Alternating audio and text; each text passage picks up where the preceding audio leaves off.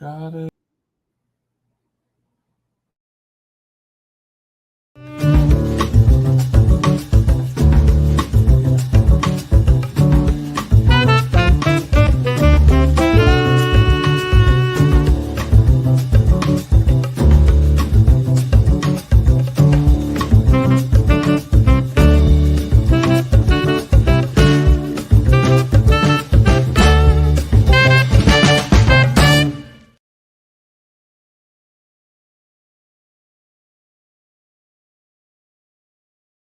Along as well. I hope you had a wonderful Memorial Day holiday. I hope the opportunity to remember to memorialize however that is significant to you is something that you were able to do. I think it's always good to remember uh, those who have gone before, and that's what we do. We have the good fortune of having the most wonderful weather yesterday, kind of the official beginning of summer here, so that was cool too. Two things. One, I want to acknowledge that even though the COVID pandemic has been officially determined to be over, we still owe it to each other and to our society to be healthful, to be mindful. And in this week's copy of Inside News, I just want to have people go to a couple of spots in the paper that remind us that we have to pay attention to be preventive in our attitude, to be mindful. There's an ad there from the Minnesota Department of Health that talks about ways that germs are commonly spread. And you take stuff for granted, but it's always wise to have a refresher. There's also one that reminds you to wash your hands. And the beauty of this particular promotional message is it's in a half a dozen different languages. It reminds us that we show up in different idioms throughout in community. So that's the main thing that I wanted you to be aware of, to be mindful, to do practice protocols that keep you and your family safe. Even though the COVID pandemic is over, COVID is still a real situation. Pay attention to it. Also, I want to begin by inviting those who are listening on KFAI and those who are checking us out across our several platforms to go over to our YouTube platform, YouTube Inside News MN, and become a subscriber. It doesn't cost you anything, but it does a lot for us. We're trying to grow our subscriber base to about 1,000. And if you take a minute today and go over to YouTube Inside News MN, you weigh in by subscribing. Also, tell your friends, share our program, and that helps us grow. Well, with that, let me begin with today's program. I'm still hyped about the phenomenal political season that has just ended. It's ending still as we speak, and that is the legislature in Minnesota and the governor having a landmark opportunity to make a difference. We came out of a session that had a $18 billion surplus. Well, the question is, where did the money go? What's happened in the decisions of the legislature in general, and what's happened that's particularly affected our community? Let me begin by asking my colleague and friend, Corey Day, to join the program. Corey, are you there and do you hear me? I sure do, Al. Thanks for having me, and it's really good to see you. Well, thank you for being here. Let's take a minute and have you introduce yourself and your work at Blue Ox Strategies. Yeah, how are you doing? Corey Day. With Blue Ox Strategies, we really focus on public affairs and public relations, helping nonprofit, political, corporate clients navigate when it comes to dealing with community, dealing with elected officials, and just making sure that we make the land is nice and flat for when they want to do their business or their work or whatever advocacy they might be doing. Blue Ox Strategies were there to really just help them navigate that community, navigate the legislature, navigate whatever issues that might be lying in front of them. We just try to help them get through that. You're kind of in a rare space for an African American, I think. I don't know how many Black people that are doing the political work that you do. I don't know if it's proper to call you a lobbyist or a political consultant or what the right nomenclature is, but there aren't a lot of us doing the work. Am I correct? That is correct. And I wouldn't call myself a lobbyist. I like to do a lot more on my work. I like to tell clients and friends is I'm kind of an outside the building guy, not an inside the building guy per se. But we have there isn't when I talk to other lobbyists, folks who are working at the Capitol or folks who are working in the public affairs, public relations space, there are not many of us. And there's as we're trying to figure out different ways to help clients and help community and just navigate how do you get access to this capital, how do you communicate with your elected official, how do you try to make some change within your community or within the space you're in. And the reality that just exists is that there just isn't a lot of folks who bring the perspective that if it's a woman or a person of color that we're doing in this space right now. And one of the things that a lot of us are trying to figure out is how do we make sure that the door is kicked wide open and that folks feel the accessibility to be able to do this kind of work. And also just trying to make sure that, when we have folks who are, building a business or looking at, putting together whatever it might be, that they understand that, there are resources out there, there's capital available out there. And we just try our best to help them navigate that so that, this isn't an obstacle when they're trying to build out whatever business or nonprofit that they're trying to do.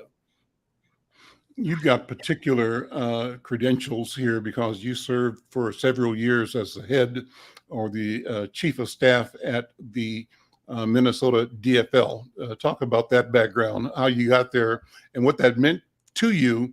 What work did you do and how did that position you to create your company, Blue Ox Strategies? Yeah, so I spent 8.5 years at the Minnesota DFL, helping our candidates put together their campaigns, helping them when it comes to strategy and policy, really assisting our chairman, who's still the chair, Chairman Ken Martin, when it came to trying to move forth his vision of the party and how can we best be in the position we're in today where the Minnesota DFL is in charge of the governor's office, the House, the Senate, every statewide elected is a DFLer. And my job in those years was just trying to help build that infrastructure so that we could be in the place we are today, putting forth this great policy and assisting Governor Walz and our leadership and making sure that we're actually doing things at the Capitol that is going to truly help people live their lives better, help their families, put food on their table, and making sure that we're moving Minnesota forward. Well, that's what we're going to get into over the course of this hour. Corey, thank you so much for being here. I'm Al McFarlane. This is The Conversation with Al McFarlane. My guest is my friend Corey Day. He's the principal at Blue Ox Strategies, a person with immense political knowledge, and I call him an insider. He says he's an outsider, but he's a person who knows a lot and knows a lot of people and has a keen awareness of how things work and has a commission or a mission of imparting that knowledge to our people, to our businesses, our nonprofits, our churches, just interest groups within our community so that we can build better communities. Corey, you described the objective that you achieved, and that is creating a governance structure in Minnesota where the House of Representatives led by Democrats, the Minnesota Senate led by Democrats, and the governor's office and all of the executive officers elected Democrats. How significant is that? What does it mean? What did it mean? Well, I think it's always an interesting experiment. I think we've kind of proved it right, is that when you have three forms of government all rowing in the same direction, right? When you have a House leadership and a Senate leadership that are actually working together, not trying to pull apart, but trying to pull in the same direction, which is, I think, what you saw this session when it came to saying, how can we get these things done? Now, regardless if you're the same party or not, there's always need for some compromise. That's going to happen. That's a debate that you have. But Mhm. when you're actually in this position, that compromise is still to achieve one goal, and that's to make sure that we get from A to B. And I think what we've seen over the years in Minnesota is some of this split government, which I'm not saying is always a terrible thing, but we've seen kind of the Republican Party at this point in this state be really kind of more or less an obstacle to progress. There's a point where we're out there, knocking on doors, we're out there putting up yard signs. Things are very political, and we're obviously, we have our teams we're trying to win. But when we get into the people's house, the goal is to make sure we help the people. And I think the one challenge that we've had with split government in this state, and that was this year, now we've seen how it looks when it comes to a trifecta, is that at the end of the day, everyone wants to make sure that we're achieving things, we're moving the state forward, we're helping the most vulnerable people in Minnesota, we're making sure that we're making this a friendly environment for business. We are trying to move this state forward. We're not in this kind of deadlock when it comes to just trying to score political points and who can, make sure that the farthest fringes of our party is happy. So, talk about what the opportunity was this session with the $18 billion surplus. That made it special. I don't know if there's been this opportunity of that amount of a budget surplus projected, and at the same time, the unity of leadership as the trifecta represents. What does it mean, and what were the considerations that government, that electeds had to make to be responsible, but also to serve our state? Well, I mean, you saw, the budget, the budget being increased by 40% when it comes to this new budget that was put forth. And I think what you really seen when it came to our leadership in both bodies is that there's been these needs for years that have not been met in this state. There has been these different pockets of Minnesota that lacked funding, that lacked support. And I think what you saw happen when this trifecta came in is that we found out a way to fill those holes, right? To make sure that those buckets got filled. You didn't deal with kind of the partisan bickering over, a decimal point here and there. I think what you did see is our party, our leadership say at the end of the day, we've got to help these people. And right now is the time. We don't know how the state's going to look in 2 years, but we know how it looks right now. So right now, those pieces of legislation that we've been wanting to pass for years, we need to take advantage of that opportunity. We need to seize on that opportunity and make sure that we make this state a better place. And I truly do believe that, when you look at the entire package of bills that were passed this session, I think in many ways that we really finally moved the ball forward in Minnesota here when it comes to kind of putting money in the places that were needed. Filling those coffers that were becoming empty, not overreaching when it comes to kind of programs, realizing that, we still do have a tax base we need to fill. There's still, cuts that are going to need to be made, but let's not make sure that we're doing that on the poorest people in the state of Minnesota, the most vulnerable people in the state. Let's make sure that, we're putting those kind of taxations and kind of those funding sources in the places that are most necessary. So let's talk about some of the items that were in this legislative session. Walk us through the omnibus bill, for example, and the big picture. What happened? Because I want to get to what you and I could say were wins for the Black community and for people of color. And I also want to, over the course of this conversation, Corey, talk about the configuration of the leadership. Number one, a African American Attorney General, significant role in managing the state, particularly during the pandemic when the executive branch took extraordinary controlling power. That's one thing.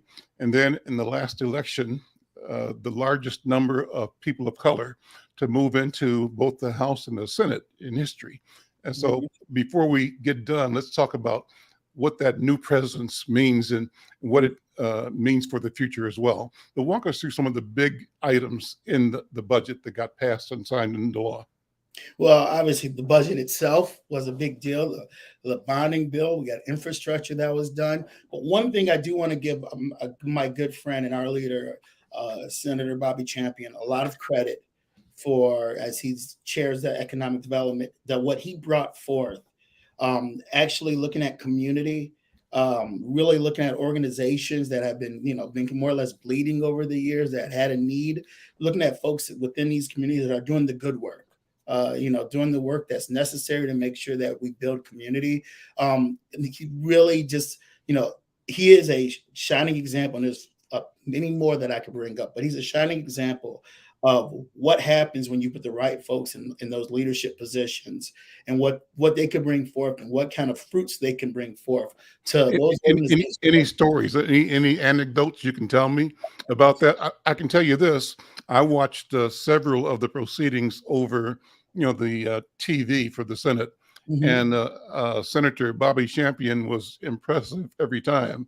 He handled his business in a way that made his people, his voters, and his family and neighbors very, very, very proud.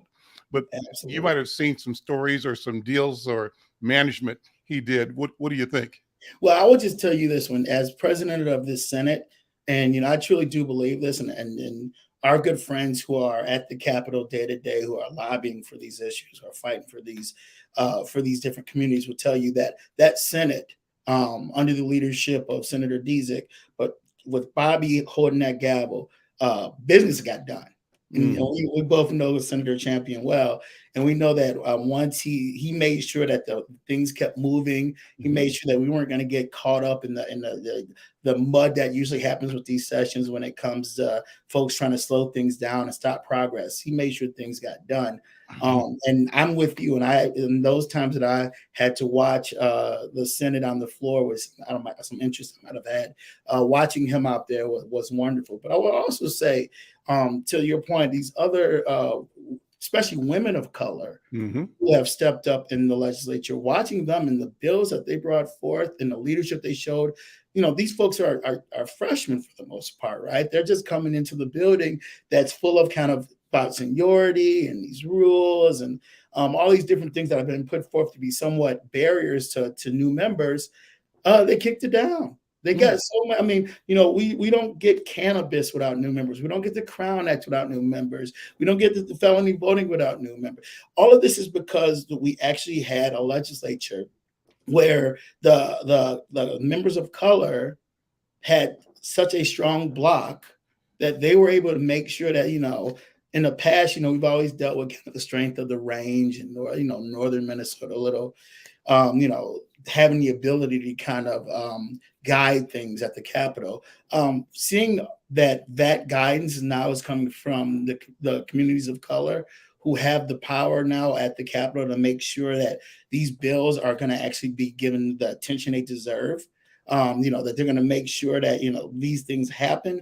I was very proud. I couldn't have been more proud of, and public safety. On and on. Just I couldn't have been more proud of those members, especially those new members who came in this year and didn't come in kind of, hiding in the back. They didn't jump in the back row. They got in the front. They got in the front row. Sure. And they did what they needed to do, and we had a historical session because of that. That reminds me, as you're speaking, I interviewed Representative Samantha Vang from North Minneapolis, Brooklyn Park, Brooklyn Center area.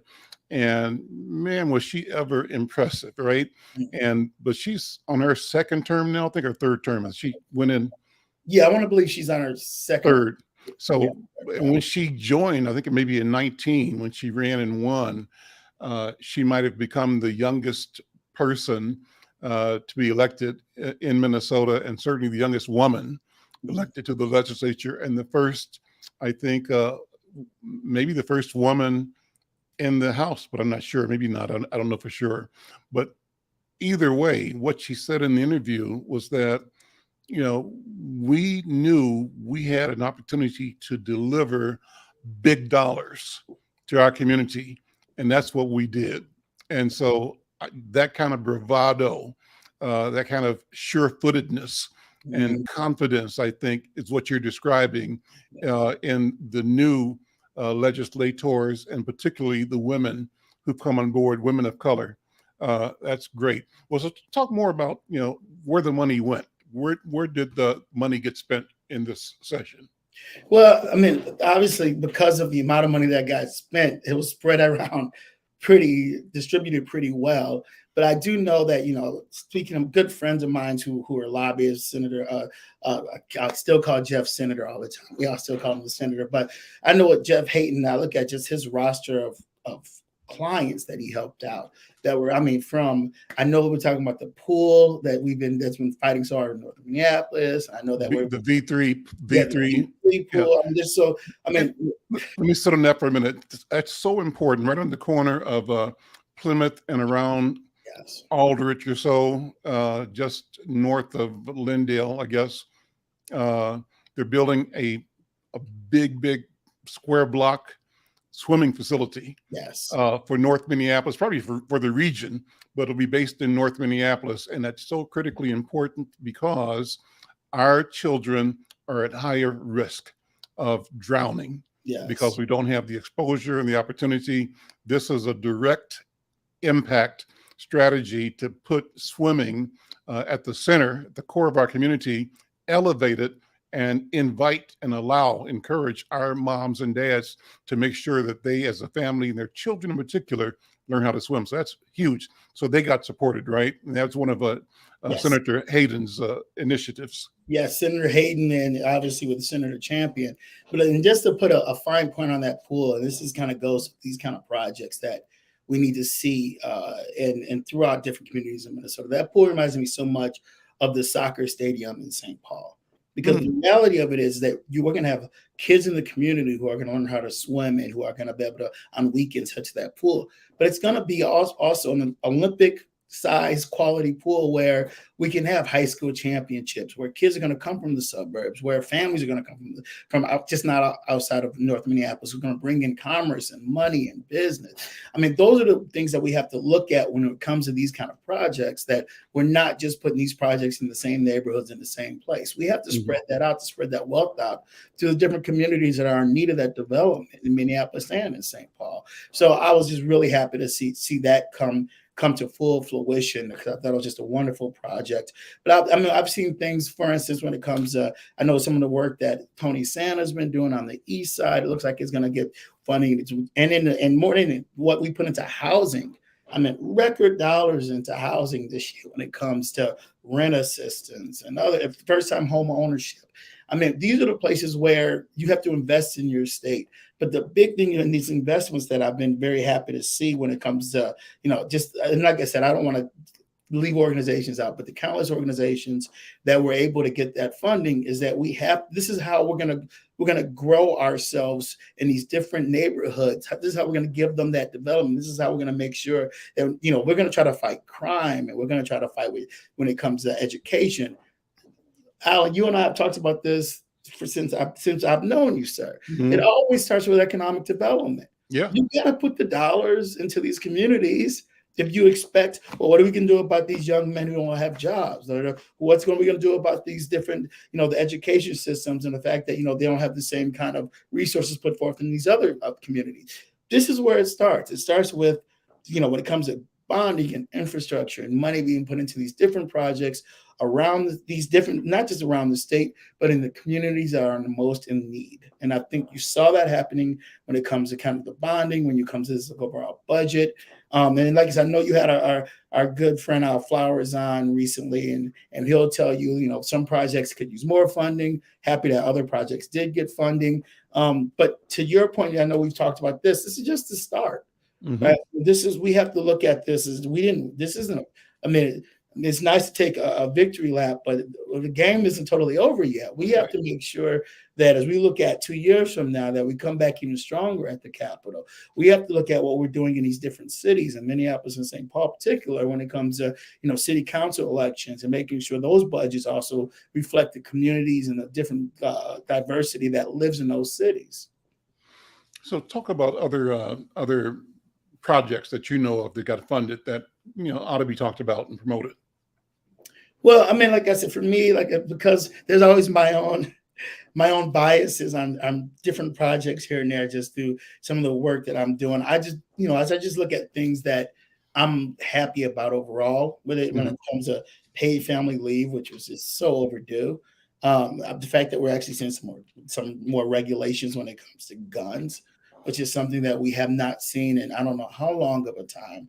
And then even today, I believe the governor signing the cannabis bill, Mhm. which was so overdue, and that's one of the deals that I'm really hoping that we make sure as that bill's. I know it's a very lengthy bill with a lot of detail to it, but I'm always a fearful one to make sure that we're making our piece of the pie when it comes to how that's going to look with the Office of Cannabis as that's being established, and as they start licensing different organizations and then giving access to capital, making sure that that doesn't leave our communities, that we have some ability to make sure that this new economy that's going to spurt up throughout the state of Minnesota is looking at the folks that has been most harmed by Right. the criminalization of that community, that economy. So I mean, there's really good things that have gone on. There's things, as we've talked about, the work is not over.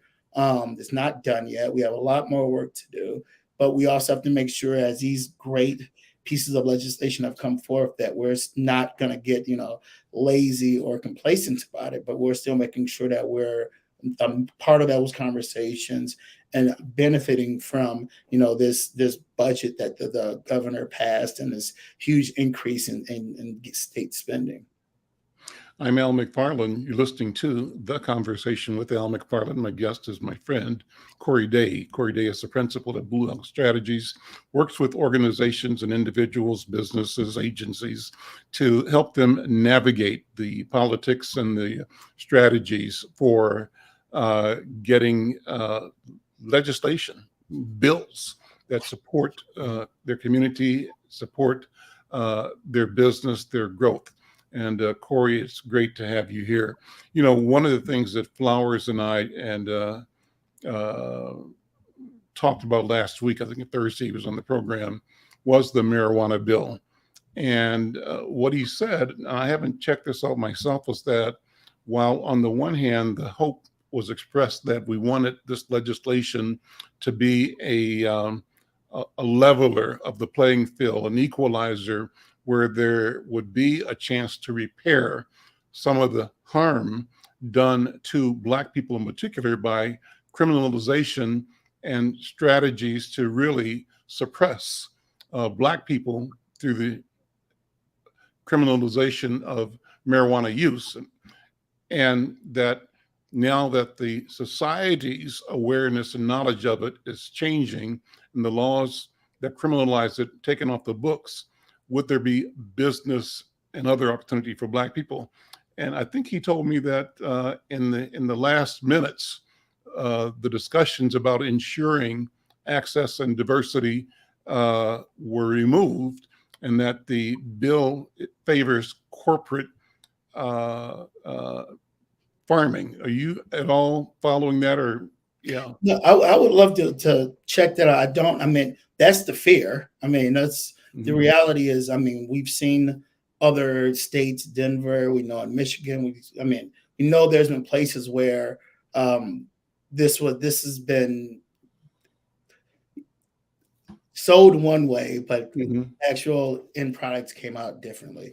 So I would just say I don't know that for sure. I mean, that's something I definitely will be checking on. But I do know, which I do agree with you 100%, Al, is that the conversation may start when it comes to how do we help these different communities who have been the most affected and harmed by these laws, and the way it's been enforced. Then all of a sudden, we have these 30,000-acre farms out there that are all backed by big business and corporations that are just using certain folks, straw men or whatever it might be, within the state. So I have not seen that. I would love to check that Mhm. out. And I know Al follows these things very closely.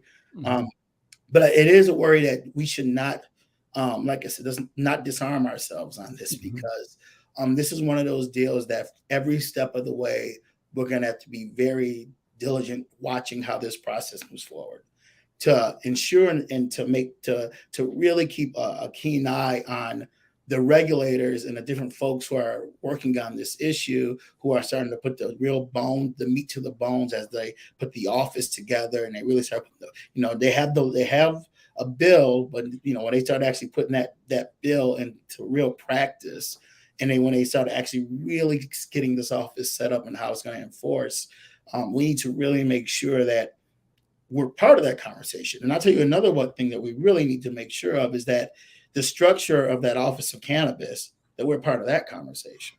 Let me interject. One of our listeners, regular Michelle Madison from out east, says that Maryland is legalizing cannabis in a couple of days. And she's saying, who's going to benefit? And she said, uh, uh, one of the challenges, and you've discussed this, is that there are so many people locked up already for the weed. So what do we do about people that are both locked up and who have records now? I think part of this legislation is the clearing of any records. What else about it can we do to make sure that we're on the other side of this and not simply the victim side? I think the one thing that's going to be interesting, and it was always kind of something that, an issue and a challenge with this bill is, how do you address people who are currently, I know that in jail for, small amounts of cannabis or marijuana. And I know there's always was that conversation about if they have a felony and if it's a misdemeanor, and, how do you, determine which folks do you actually allow to, be expunged from, and released. And I don't have a great answer. I mean, the one thing I would say about that is that there should be no reason why someone should be sitting in jail for something that is illegal at this point. Mm-hmm. And that we need to make sure that we're fighting for those folks who are sitting there for some minor marijuana charge has been trumped up, or some folks who are sitting in there, even if it's been multiple offenses for the same thing. We need to just really make sure that they do not become a non-issue in this conversation, because we both know that when you start talking dollars and cents, it gets real easy to forget about folks who are not part of that dollars and cents conversation. Just when you start thinking about who's going to get licenses and how is it going to look, and the homestead, the rules of it. The one thing that the challenge for our brothers and sisters who are sitting in incarceration is that they don't have a champion at that table or someone fighting for them. And that's why, and I really do hope, and I hope Al and I know Harkis and all the other folks who fought so hard for this really make sure that they are thinking about that Office of Cannabis, the Office of Cannabis also, that's going to be managing this process, because that is where I imagine so many of the decisions and policies are going to be really drawn out. I'm not sure what the legislature, I'm sure there's going to be some kind of oversight from the legislature, of course, but I really hope that there's some kind of office or someone who else is in that office who's totally thinking about folks who are currently serving, sponging records. How do we fast track that so folks aren't waiting years? I'm sure in some kind of government process that's it's going to go slow as molasses. That those things are being addressed and looked at during this process. It's not just square footage and amounts and where can you put your dispensary. But I think we need to make sure that we're looking at this holistically of how this policy in the past has affected folks of all walks of life, but obviously it has affected people of color far more than anyone else. So let me do two pivots from here that are connected and not, they're tangential. One is the general pivot towards health. What has happened in this legislative session that focuses on improving the quality of health for Black and brown people in particular? Minnesota, obviously one of the most healthy states in the nation, but has one of the worst records in terms of the disparities experienced by Black people in particular and other people of color. Were there things here in this bill that support efforts to improve and sustain movement towards better health for people of color, Black people? That I couldn't tell you. I have to review the bill. I do know, obviously, within the bill, you have to look at folks who have addiction issues. How do we make sure that there's easy access when it comes to wanting to get that help? If you feel like you're addicted, or you feel like you abuse, if you abuse cannabis, or if you feel like you're abusing that in any form or fashion, where there is easy ways to make sure that you can get treatment. Mhm. And I do know that, and like I said, as I look at all the different omnibus bills I just passed, it's funny that everyone passed the bill and all of a sudden we all disappeared from Memorial Day weekend. But I believe that there has been, and like I said, I don't want to speak out of school, but I do know that from just conversations, looking at healthcare access overall and making it more accessible. I know that they have now the board that passed the pharmacy board that's going to be coming forth when it comes to price controls on prescription drugs to try to make them cheaper for folks to obtain those drugs when it comes to not just generics, but actual life-saving drugs. So, I mean, I know there's things that have been done. Is it particular to the communities of color? I'll have to look in those bills and see. Now, I haven't heard a whole lot about it, but in my take, anytime you're trying to improve health and improve cost, some that black, white, man, Right. woman, it transcends it. But I would definitely like to see what it would be effective to the communities of color, which you're very much right when it comes to so many different issues that we need to address: obesity and our, high blood pressure and all these different issues that are very particular to people of color. We should figure out if these bills have anything in it, but I do not know that particularly. And I did not hear a whole lot of that conversation happen, over the months with different legislatures and different committees. I'm Al McFarlane. You're listening to the conversation with Al McFarlane. My guest is my friend Corey Day. He's the principal at Blue Ox Strategies, a consulting firm that helps people navigate the legislature and other political and governmental bodies to try to improve business and health and education community by having access to the table of decision. You know, the other pivot, Corey, was about crime. A Mm. lot of the issues on the table had to do with, uh, from the George Floyd debate.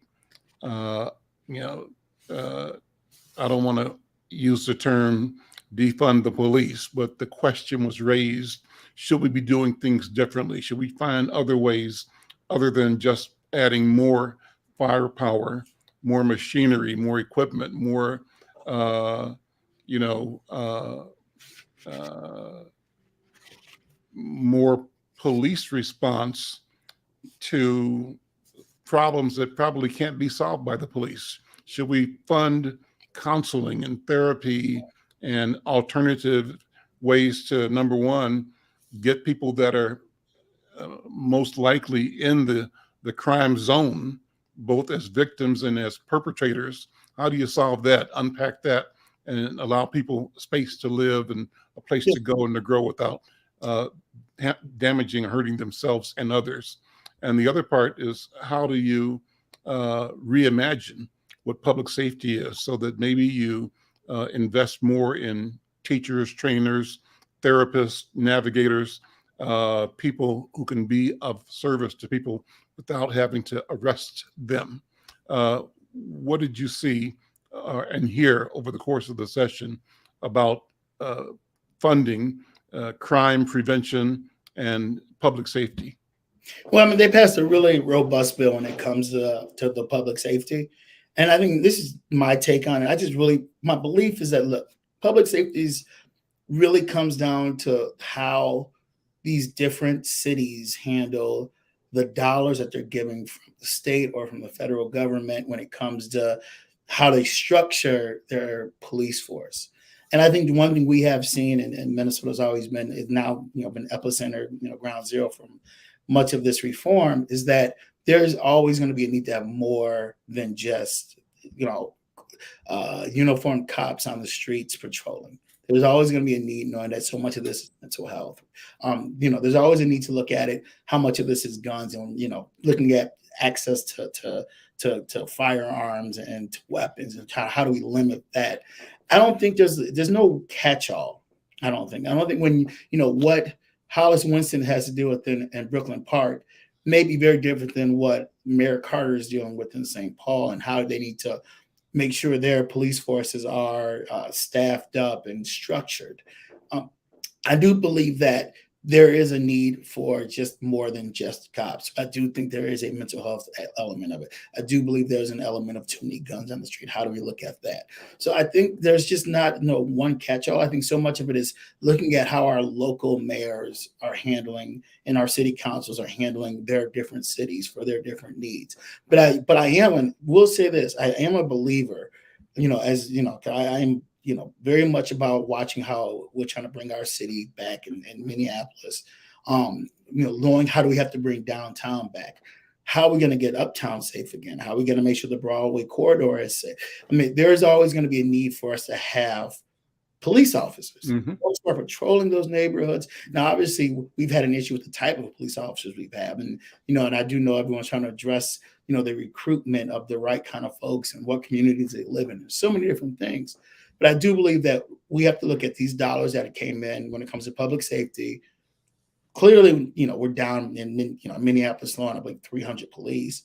How do we get more officers on the street, better officers on the street, better recruited officers on the street? But how we also look at the fact that so many of these other issues are driven by, and it looks at mental health and folks who are just, down and out. And there's just a need that you need people who can actually address that. I don't think every officer should also be a mental health specialist, because they're not.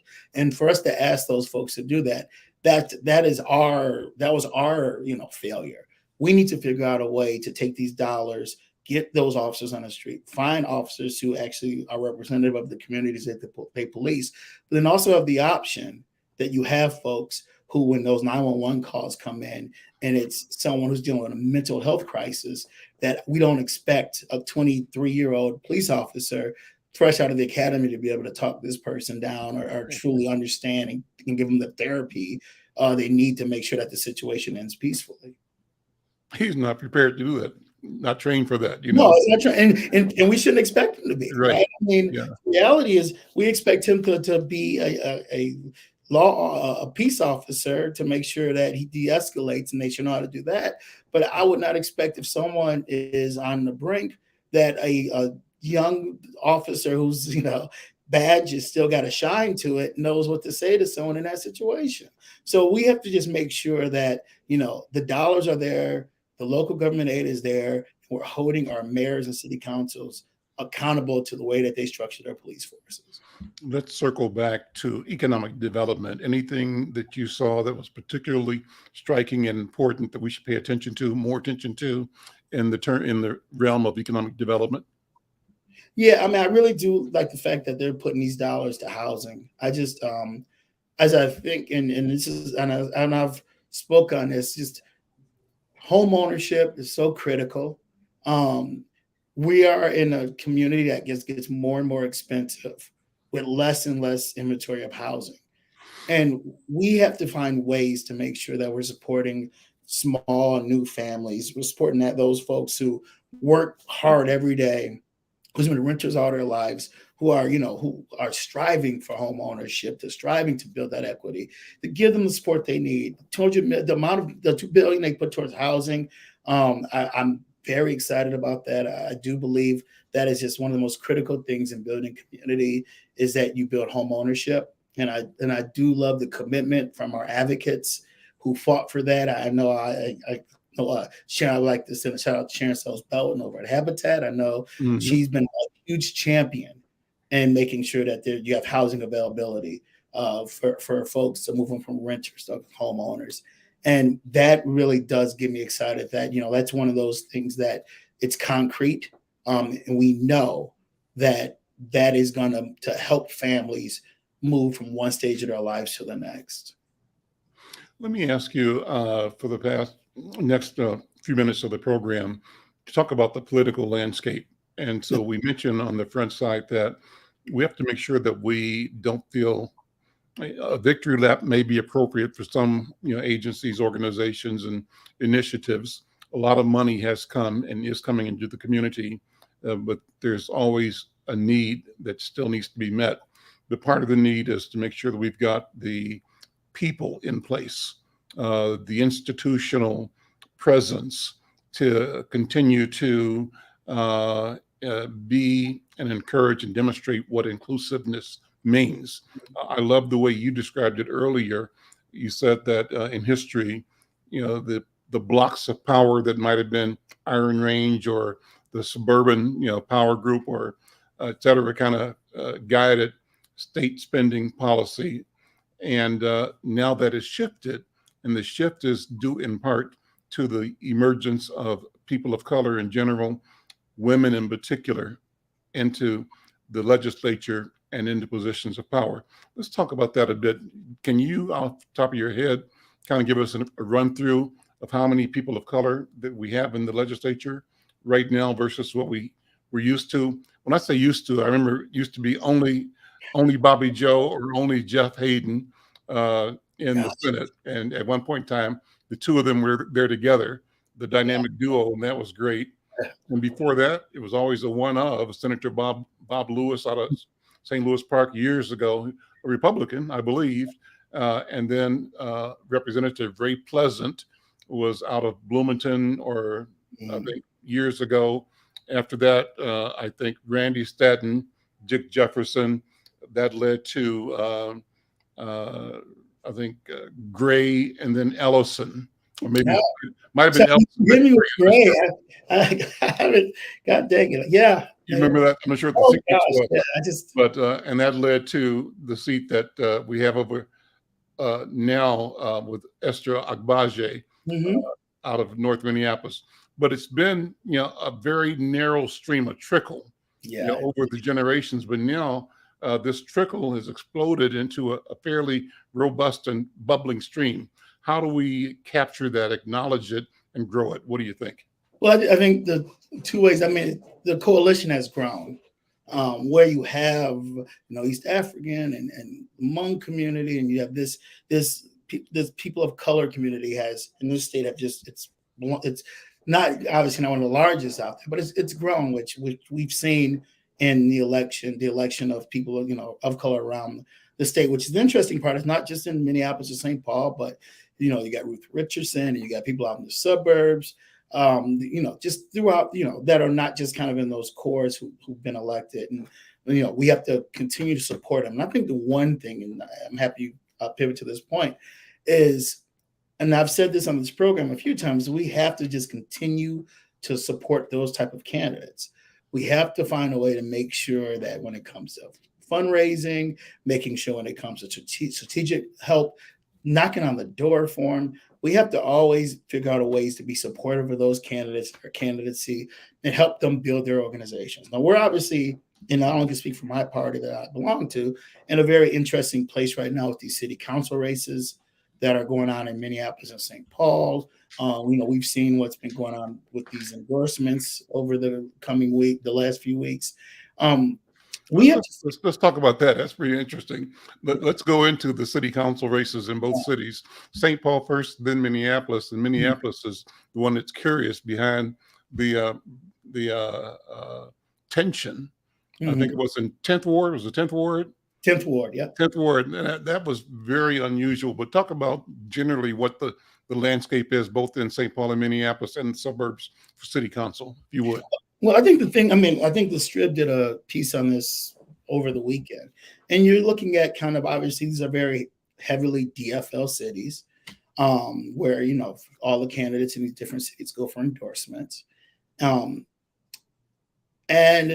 the reality of it is that, you have kind of folks who are on different spectrums of the Democratic Party. And we've seen the Democratic Socialists, as this piece said in the Star Tribune, I'm not saying that everyone isn't aware of, have found ways to win endorsements throughout the cities. And we've seen into the one, we saw our city council president, Andrea Jenkins, lose her endorsement. We're talking about, first transgender city council president, woman of color, who's been in this fight for well over 25 years in building community, working with organizations, fighting hard for folks who sound and look different, who isn't all of a sudden, not liberal enough or not progressive enough, which I find to be a joke. Seeing that's what happened to Jeff. That's what happened to Jeff, right? Yeah. We did the same thing with Jeff. If Jeff brought his stack of legislation, and that's what happened to Sharon Sells Belton as the mayor. Most liberal bro. So I mean, so we've always seen, and this is going to be my little rant. I'll take it. So we've always seen that people of, I would say African Americans who get elected in these cities, who you have to govern, right? That means these are folks who are gonna, some days it's the green button, some days it's the red button. But I'm gonna do what's best for my community. Are held to held to the flame in a different way, I believe, than other folks of different persuasions are within these cities. And I think we're seeing that, and we're seeing this strange kind of convergence between kind of this very kind of left and people who are pragmatic and progressive, and when it comes to the policies, and that helps this city out. So you're watching this play out in Minneapolis for sure. We saw now Ward 10 was just, that's unacceptable. That's not what you do. You do not what happened there. And I'm sure Let's there's walk reasons people through it. Let's review. Some people didn't see the news, but it was pretty.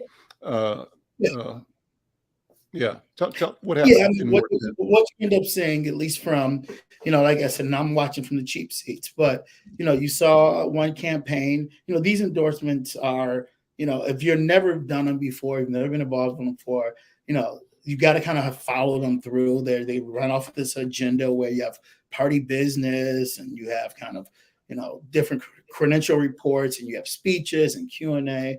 And, as one of the campaigns was giving just their speech, not, weren't doing anything wrong, the other campaigns' supporters stormed the stage, and it was just an utter unacceptable mess. There was some violence and some different reports of people being hurt, and that's unacceptable. That's just not part of this process. And just seeing it, I was really saddened to just see that happen, because I've been, as ED, that happened. I've been involved in incidents like that in this process.